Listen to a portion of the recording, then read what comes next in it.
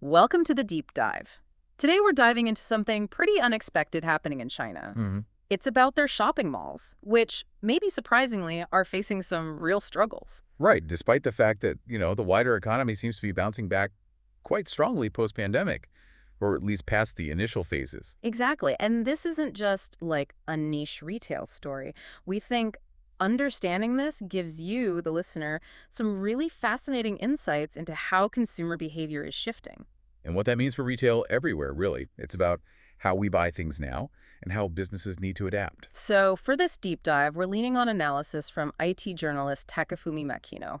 He's got some great insights. Yeah, he provides a really expert perspective on these trends, our mission today, Is really to unpack why these malls are struggling despite the recovery. and what it tells us about where retail is heading overall. That changing relationship between people and actually getting goods. Okay, let's get into it. So, China seems largely past the big pandemic waves. Life feels more normal, even with some protocols still around. Yeah, generally speaking, things have returned to a semblance of normal daily life. But shopping malls are struggling. That's the core issue we're seeing. It really is. The data is quite telling. There's a report that 2020 H1 coal, quite a mouthful. Oh, yeah. What does it say? Basically, it's a vacancy report for malls in major cities.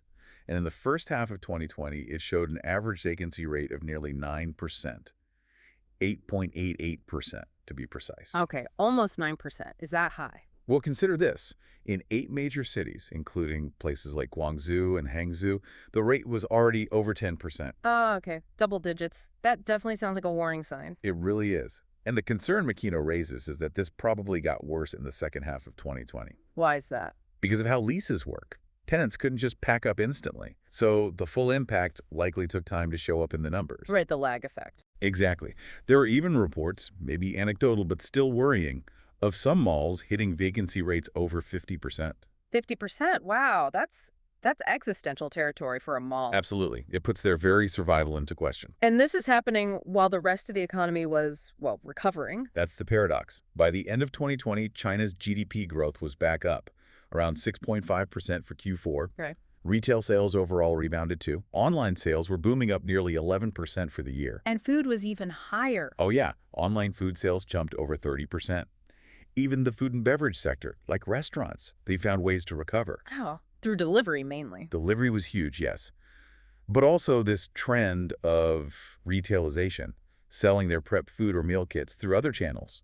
By late 2020, their revenues were back above pre-pandemic levels. So almost everyone else figured out a way to adapt, but the malls, they got stuck. It certainly looks that way, and it points to problems that were already there, even before COVID hit. The pre-existing condition. What was going on before 2020? Well, simply put, overcompetition.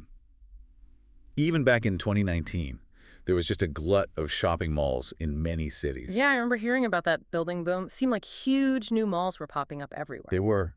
And their main strategy, their focus, was really on pulling people in with experiences. Like what? Fancy restaurants, cinemas. Exactly. Famous restaurants, big movie theaters, sometimes even amusement facilities.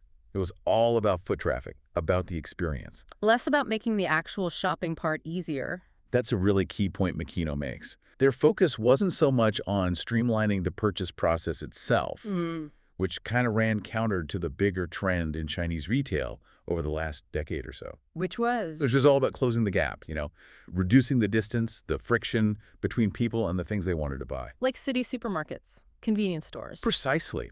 And this whole idea of new retail that was emerging, all aimed at making goods easier and faster to get. And location mattered too, didn't it? You mentioned suburban versus urban malls. Absolutely. The suburban malls got hit harder. You usually have to make a specific trip out to them. Yeah, right. versus destination. So lockdowns hit them hard initially.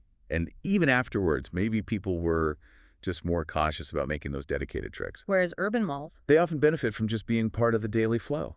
Near subway stations, on the way home from work, they're more integrated. got it. So, okay, pre-existing issues, location challenges, and then this new retail concept. Can you unpack that a bit more? Sure, new retail really became a buzzword around 2016, maybe a bit earlier. Right. The core idea is just a really deep integration of online and offline.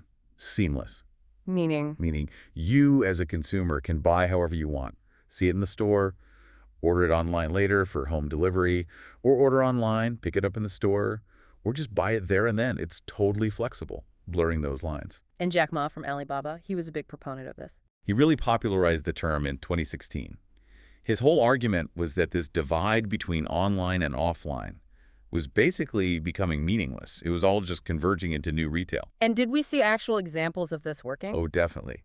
Alibaba's own Hema Fresh supermarket is probably the classic example, launched in 2017. What did they do? They combined everything, a really nice in-store experience plus online ordering with super fast delivery, like 30 minutes if you were within 3 kilometers. 30 minutes? Yeah. And the results. Their sales per square meter were reportedly way higher than traditional supermarkets. Some said almost 4 times higher. 4 times. Okay, that must have sent shockwaves through the grocery industry. It absolutely did. A major wake-up call. You saw traditional supermarkets scrambling to add their own online ordering, and delivery, these to-home services became standard pretty quickly. And not just supermarkets, right? Department stores too. Yes, department stores were already feeling the pressure from malls even before the pandemic. So they saw new retail as a lifeline, a way to compete. You mentioned In-Time department store earlier. What did they do specifically? In Time was quite forward-thinking. They partnered with Alibaba back in 2017 for a tow-home service 2-hour delivery within 10 kilometers. Okay, that's fast. But they also jumped on live commerce really early. Live commerce, you mean like live streaming sales? Exactly. They had their own in-store staff become live streamers, showcasing makeup, clothes, whatever, live online. And people could buy directly from the stream. Yeah, click a link, go straight to a purchase page, get it delivered. It was quite innovative at the time. And that helped beyond just direct sales, you said. It really did. It built relationships. Customers would see the staff online, then maybe come into the store and feel like they already knew them. Interesting. And then, during lockdowns, In Time just doubled down on live streaming. They reached way more people online than would ever physically walk into the store on a normal day. So they kept sales and engagement going. Smart. Very smart. It showed real adaptability. Okay, so department stores are adapting, supermarkets are adapting, but the malls, not so much. Why the lag? Yeah, it's a stark difference. There was a survey. The title translates roughly to digital sales methods adopted by shopping malls during the pandemic period. Catchy. What did it find? It found that, okay, most malls tried something online, like 91% of the respondents attempted online sales. Right. But, and this is the key part, only 15% were actually satisfied with the results. 73% were not satisfied. Ouch. Big gap between effort and outcome. Any specific numbers on why they weren't satisfied? Like low sales. Exactly. During one key period, right after some lockdowns lifted, almost 40% of malls had fewer than 100 online orders over 4 days. 100 orders in 4 days? That's tiny for a whole mall. It's incredibly low. Yeah. And 75% had fewer than 500 orders. Now compare that to Hema Fresh, aiming for 5,000 online orders per store per day. Wow. Okay, the scale is just completely different. The malls were barely scratching the surface of online. They really were. And it wasn't just the sales execution. The survey also found less than half, only 43%, even had an online membership system in place or being developed. So they didn't even have the basic digital plumbing to connect with customers online. Largely no. They just weren't set up for that kind of integrated omni-channel approach that defines new retail. But why? Why were they so slow? It seems like the writing was on the wall. A big part of it comes down to the traditional mall business model itself. Which is based on rent. Primarily, yes. Often it's base rent plus a percentage of the tenant's sales, right? Sometimes called an operational management fee. Okay. So think about it. If your tenants start selling a lot online, maybe customers just visit the store to look, then buy later online. The sale figures reported from that physical store go down. Exactly. The mall potentially becomes just a showroom. And the mall's revenue tied to those in-store sales takes a hit. Precisely. So there's this inherent conflict, almost a disincentive, for the mall operator to really push tenants towards robust online sales that might cannibalize the very numbers their own income depends on. That makes a lot of sense, actually, a structural problem. It is. And add to that long-term leases. It's not easy to just suddenly change the terms to account for online sales that originated maybe from an in-store visit. It creates inertia. So lack of digital readiness combined with a business model that actively resisted the shift. That seems to be a big part of the story, yeah. This ties back to that broader shift you mentioned, goods finding people. Can you expand on that idea again? Right. Goods finding people versus the old model of people finding goods. So instead of us going out to find stuff. Stuff finds us, or at least it comes to us much more easily. This trend really got a boost from SARS back in 2003. How so? SARS made people more aware of, well, convenience and maybe avoiding unnecessary trips. People started looking for easier ways to get daily necessities.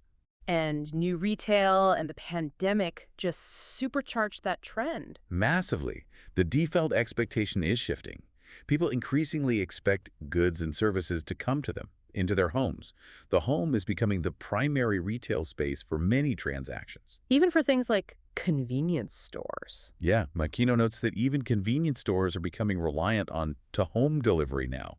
A short walk to the corner store can feel like too much effort compared to just tapping an app and having it delivered. It really changes the whole dynamic. It absolutely does. And it leads to that paradox we touched on. The department stores, once challenged by malls, actually navigated the pandemic better. It seems so, largely because they were quicker, perhaps forced, to embrace these new retail strategies. While the malls, which were riding high on the experiential wave, Were slower to integrate the digital side and suffered more when foot traffic dried up. so looking ahead, what's the path forward for these malls in China? It sounds pretty challenging. It's definitely a tough spot. They kind of need to do two things at once, which is tricky. Which are, They need to double down on making the physical experience even better, more unique, something you can't get online, to justify the trip. okay, enhance the experiential side. But at the same time, they have to fully integrate new retail. They need seamless online-offline options, delivery, using digital tools to enhance the physical visit. It's not optional anymore. That sounds like a difficult balancing act, especially when many of their tenants are brands you can just buy directly from online anyway. That's a huge challenge. If the core products, like clothing, are easily available elsewhere online, and maybe demand for those categories is shifting anyway, it makes the mall's proposition harder. So the future is uncertain. It seems quite uncertain for many of them. And the key takeaway here is that the pandemic wasn't just some temporary blip. Right. It was an accelerator. Exactly. Yeah. It sped up a trend that was already underway in China since SARS, this relentless focus on convenience, on minimizing the distance between the consumer and the goods. And the mall's earlier success might have actually made them slower to see it coming. Possibly. Their growth phase might have masked the underlying shift, leading to a delayed response. It does make you wonder about other places, like Japan, or even here. Could these new retail models take hold everywhere? It's a great question. There are differences, of course. Labor costs are different.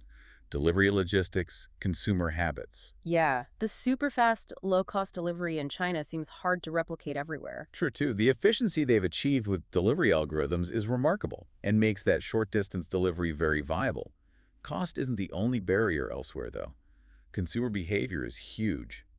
Are people in other countries as willing to shift so much of their shopping online and demand instant delivery?